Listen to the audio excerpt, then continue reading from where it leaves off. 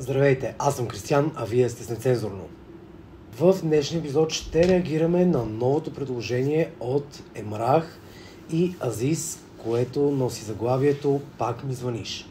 Имаше някакви, мини клипчета, с които се опитаха да промотират песента и в TikTok, и в Instagram, и не само.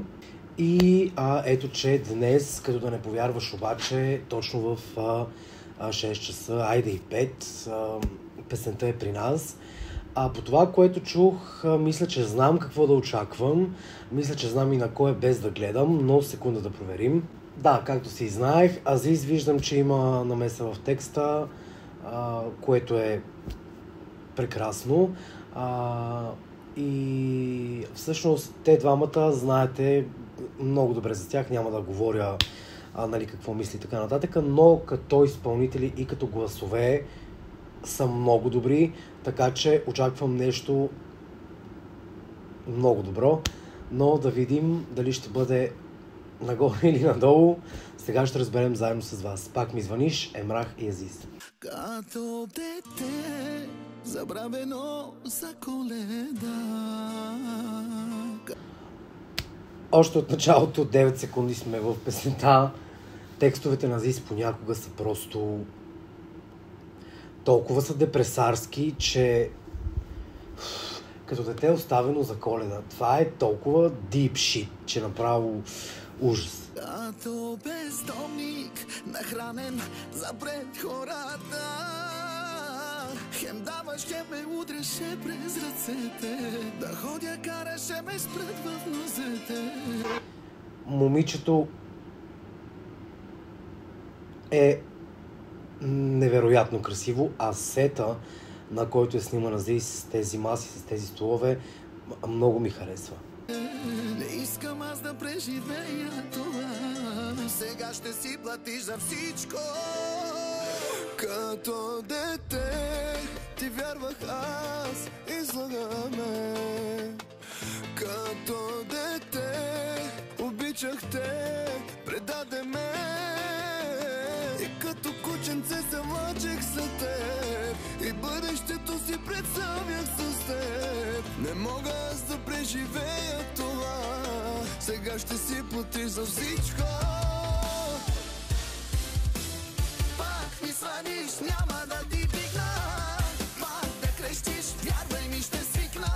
Каквото и да е, каквито и да са те, каквото и да ми е мнението за тях, като говоря извън музиката, извън пеенето, извън гласовете, които притежават, извън таланта, който имат, за да отречеш, че тези двама изпълнители пеят, да не им признаеш успеха, да не им признаеш това, че пеят като зверове, трябва да си не знам, или луд, или глух, или не знам какъв трябва да си.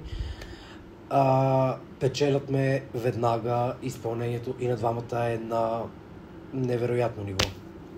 Без обична, без любовта ми. И без това от тебе имам само рани. Пак ми звъниш, няма да ти вдигна. Пак да крещиш, вярвай ми, ще свикна. Без обична, без любовта ми.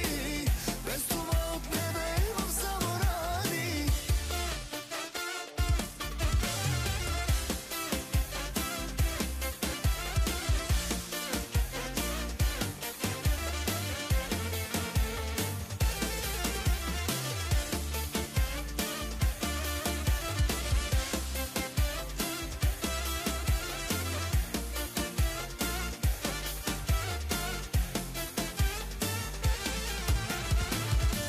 Едно момче. Деяне!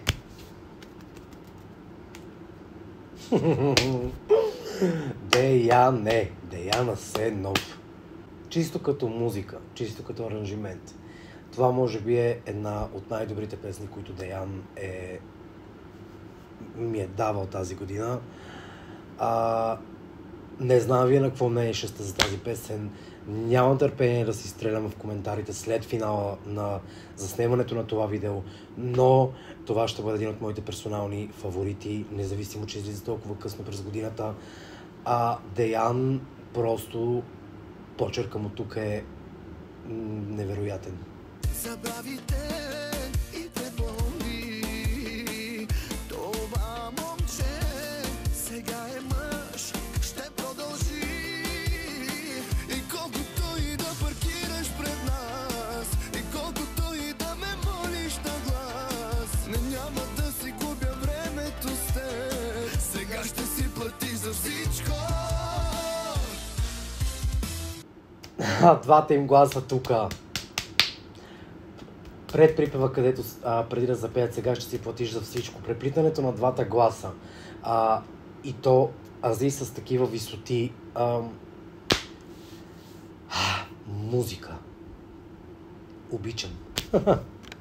Сега ще си платиш за всичко. Пак ми звъниш, няма да ти вдигна. Пак да крещиш, вярвай ми, ще свикна. Без обичта, без любовта ни, без това от небе имам само рани. Пак ми звъниш, няма да ти вдигна. Пак да крещиш, вярвай ми, ще свикна. И двамата пеят много добре, това го говорим вече 7-8 минути, но в момента, в който Азис си отвори устата, просто неговия глас е толкова... В гласа на Азис има емоция, която при много изпълнители липсва. Азис, затова дори песните му като няма на къде, са такива, толкова те докосват, въпреки че знаете текста на няма на къде. Но просто Азис има такъв глас, който дори такива песни могат да те развълнуват. Определено песента си е точно попадение за него. И Емрах много ми харесва, но Емрах е по-така... дори не знам как да ви го изрисувам с думи, че да ме разберете какво искам да кажа за Емрах. Емрах също много добре влиза, но емоцията на Азис е в повече. Без обичта, без любовта ни, и без това от тебе имам само рани.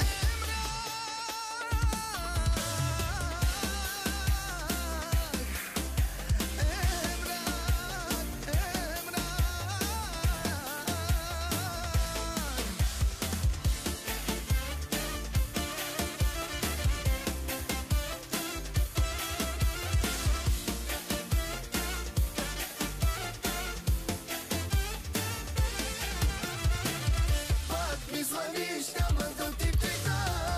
Пак да крещиш, вярвай ми, ще свикна. Без обичта, без любовта ни, и без това от тебе имам само рани. Пак ми звъниш, няма да ти вдигна.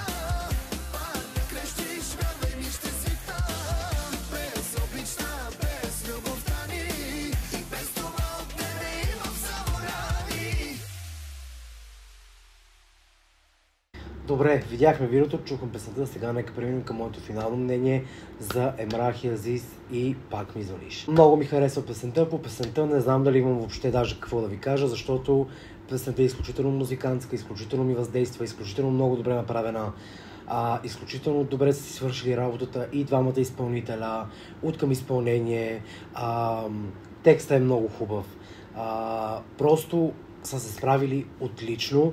Това е, може би, за мен една от най-хубавите песни на Емрах. Ако трябва да изходим от това и да изключим, че Азис нали има дует на половинка, тук е дует. Ако говорим само за кариерата и дискографията на Емрах, през годините, може би, това е една от най-добрите му песни, които е предлагал на пазара. И определено, според мен, ще се наложи. Затова ви казвам, че нямам търпение да се изстреляме в коментарите. Що се отнася до клипа, много черен, много тъмен, много дарк видеоклип, но пък и на двамата им ходи. Да, малко прекалено ми е цялата тази тъмнина и черно, но все едно гледам клип на Лорена. Така че свикнал съм, но като цяло, но песента е просто бижу. Така че отивам сега да чета коментари на вас. Ви благодаря, че гледахте. Радвам се, че бяхме заедно. Чао и ще се видим следващия път.